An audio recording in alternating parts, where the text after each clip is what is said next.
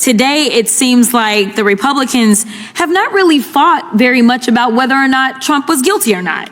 In fact, their fight seems to be over whether or not you were authorized to prove their guilt. Do you recall a number of Republican members asking about whether or not your appointment was okay, even though we know that you've testified about the more than 100-year precedent that allowed for your appointment?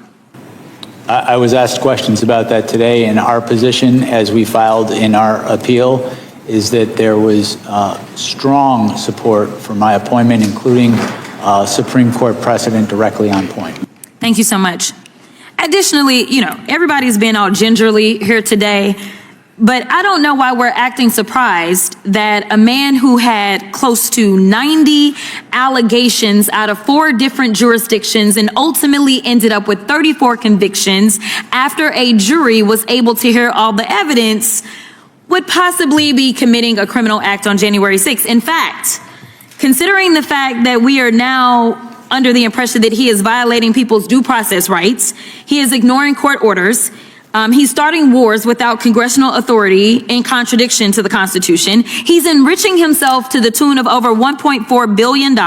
He's shaking down electeds to draw maps that will help him stay in power because the Republicans don't understand that they swore an oath to the Constitution and that we are supposed to do checks and balances. He's also shaking down TV stations to get money. So why are we trying to pretend as if it is out of the realm for this particular man to commit the crime that he committed on January 6th, and frankly, the only reason he ran for president was to make sure that he would not be prosecuted, because I fully believe that you would have put him under the jail based on our long form conversation that we had. But according to your special counsel report on page 137, it states the department's view that the Constitution prohibits the continued indictment and prosecution of a president is categorical and does not turn on the gravity of the crimes charged, the strength of the government's proof, or the merits of the prosecution. And that, quote, but for Mr. Trump's election and imminent return to the presidency, the office assessed that the admissible evidence was sufficient to obtain and sustain a conviction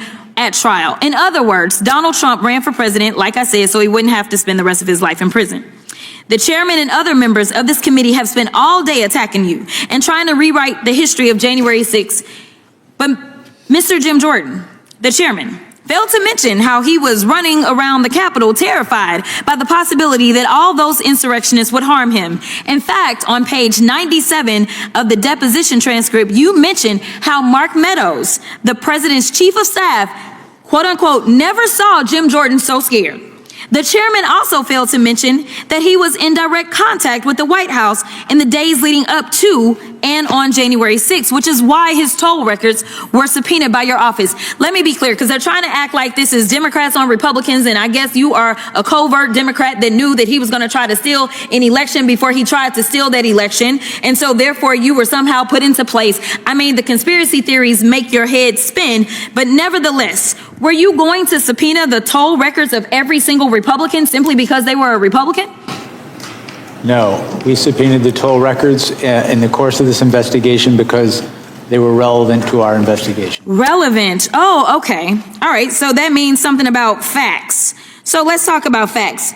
Donald Trump lost to Joe Biden, yes or no? That's correct. Okay. In fact, 60 federal and state courts have found that there was no evidence of election fraud. Trump's own attorney general and vice president knew that he lost the election, but he still tried to steal the election by pressuring state officials, designing fake elector plans, nearly having Mike Pence hanged, and ultimately demanding that his supporters, quote, fight like hell, correct? Correct. We all saw it happen we all saw what happened once they reached the U.S. Capitol. As your report outlines, President Trump knew that he would incite violence at the Capitol that day. In fact, some of Trump's senior advisors were pushing for violence. For example, page 81 of the report details how co-conspirators number 2, John Eastman, tried to convince Mike Pence to break the law, stating that, quote, violence was necessary. So it isn't just Trump who is responsible for the death of multiple law enforcement officers and the injuries of thousands of people. A lot of Republicans Republican members of Congress are also responsible. 147 Republicans voted to overturn the 2020 election results, including multiple members currently serving on this committee, and I will yield. Gentlelady yields. Gentleman from North Carolina is recognized. During a tense House Judiciary Committee hearing, Jasmine Crockett delivered a pointed line of questioning that shifted the entire tone of the discussion. She argued that throughout the hearing, many Republicans seemed less interested in debating whether Donald Trump had committed crimes and more focused on whether the special counsel had the authority to prove those crimes in court. Crockett noted that the legality of the special counsel's appointment had long-standing precedent and had been supported by Supreme Court rulings. She then questioned why anyone would be surprised that a man who had faced nearly 90 allegations across 4 different jurisdictions and was ultimately convicted by a jury on 34 counts could also be accused of criminal conduct connected to the events of January 6th. Crockett went further, arguing that allegations of ignoring court orders, undermining due process, enriching himself financially, and pressuring political actors to maintain power demonstrated that such conduct was not outside the realm of possibility. She cited the special counsel's report, which explained that the Department of Justice maintains a categorical view that a sitting president cannot be indicted or prosecuted, regardless of the seriousness of the crimes or the strength of the evidence. According to Crockett's interpretation, the report indicated that if Trump had not returned to the presidency, prosecutors believed the admissible evidence was sufficient to secure and sustain a conviction at trial. She also criticized what she described as attempts by some lawmakers to rewrite the history of January 6th, referencing communications between Jim Jordan and the White House in the days surrounding the attack. Crockett emphasized that subpoenas for phone records were issued because they were relevant to the investigation, not because of party affiliation. She then turned to what she called basic facts, that Trump lost the 2020 election to Joe Biden, that more than 60 federal and state courts found no evidence of widespread election fraud, and that senior officials within Trump's own administration acknowledged the result.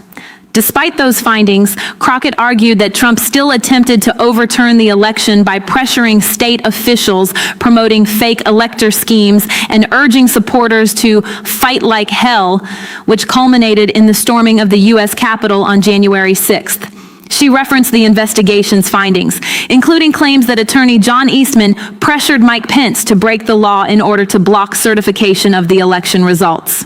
Crockett concluded by asserting that responsibility for the events of that day extended beyond Trump himself, noting that 147 Republican members of Congress voted to overturn the 2020 election results.